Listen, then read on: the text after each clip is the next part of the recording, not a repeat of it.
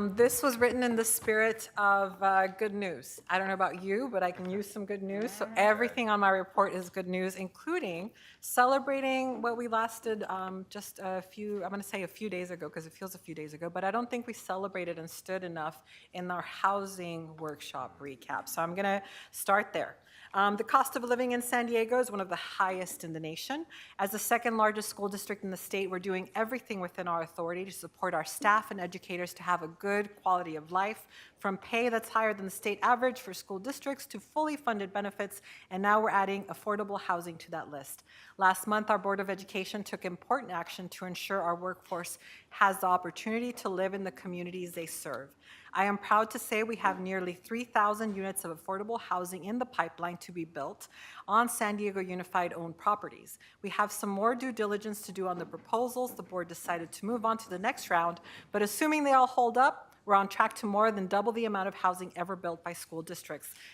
We're being recognized for this bold move. Dana Cuff, founder of City Lab, a center in UCLA's Architecture and Urban Design Department, said, "I think once San Diego is successful at this, other districts are going to follow suit." And Greg Francis, the Education Workforce Housing Project lead at the California School Boards Association, said, "San Diego Unified is positioning itself as the undisputed leader in workforce housing in the state and actually in the country. The district is setting a new bar with other districts, should be inspired by what they're doing." So our commitment to creating affordable housing for at least 10% of our workforce is an important one. And there's still a lot of more work to do, but everyone in this district should be proud of the work we're doing in this space. So I just wanted to sit in it because I think we're tired after 2 days, but it is a big deal and I wanted to celebrate us. So thank you very much for all of your support, trustees. The second celebration, I'm going to call on Dr. Dorsey. Our advocacy work at the state and federal levels is very important to the work that we do to educate students every day.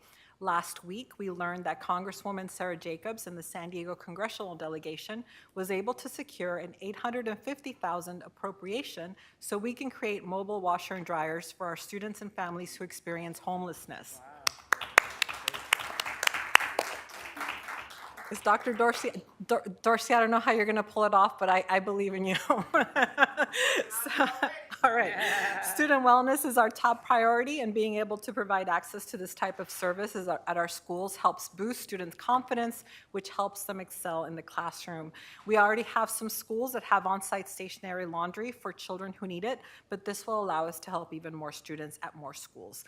Right now, we're working through those next steps on receiving the funds and starting to create the specifications. But thank you, Dr. Dorsey, for leading the way. Thank you.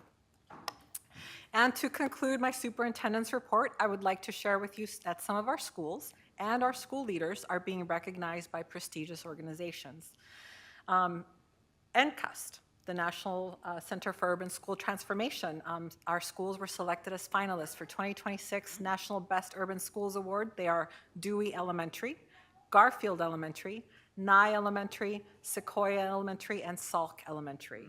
Among hundreds of schools across the United States, only 26 met the National Center for Urban School Transformation's rigorous criteria to earn honor roll distinction, and our 4 schools were part of the 17 finalists. Each school will be visited by the National Center for Urban School Transformation to gain a deeper understanding of each school's culture, leadership, curriculum before the winners are announced later this year. The Acorn Awards, given by Voice of San Diego, Edison Elementary, and Mission Bay High School, are being recognized by Voice of San Diego and will receive their Acorn Award that celebrates schools that go above and beyond to serve student populations. In March, both Edison Elementary and Mission Bay High School will be recognized during a special event. Our Outstanding African American Educators of the Year by the National Sorority, Phi Delta Kappa, Inc. 2 of our San Diego Unified outstanding leaders are being recognized this year by the National Sorority, and that's Dr. Dorsey. Area E Superintendent is being honored for his unwavering commitment to educational equity, community partnership, and innovative leadership. And Ebony Weathers, Executive Director of Equity Belonging, is being recognized for her courageous, systems-level leadership rooted in equity, radical love, and belonging.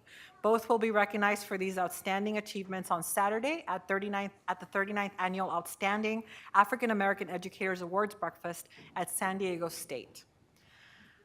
I'm almost done, but see, I told you it was going to be good news. We needed it.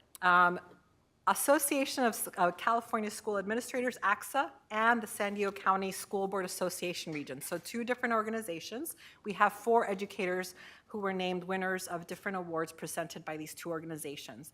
2026 ACSA Region 18 Administrator of the Year, Dr. Erin Richardson. Senior Executive Director of School Networks for Central Office. Congratulations, Dr. Richardson. And Heather Potter, Principal of Knox Middle School for middle school grades. Principal, congratulations, Heather, as well.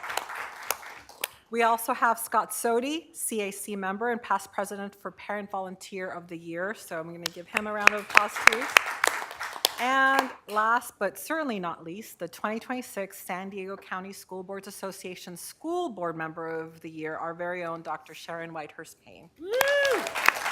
Woo!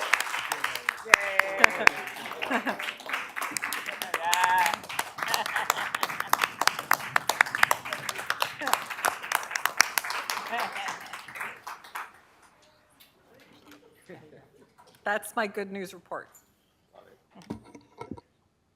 Thank you so much, Superintendent Bagula. We definitely needed that good news.